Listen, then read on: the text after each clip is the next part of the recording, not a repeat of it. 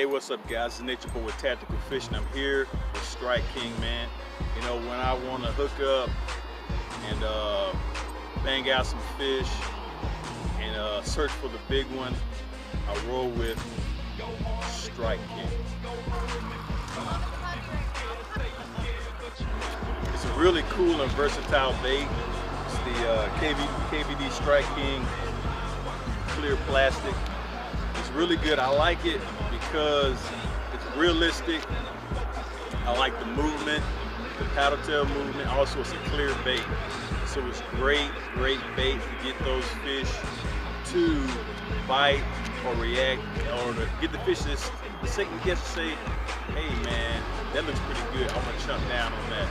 And usually when I'm throwing a Strike King, I'm throwing it behind a KVD Colorado blade.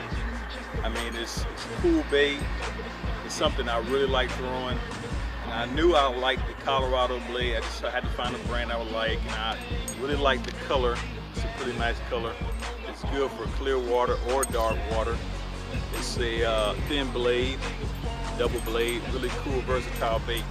And majority of the time that I throw the Colorado blade, I hook up with big fish. You know, 2 to 3 pounders.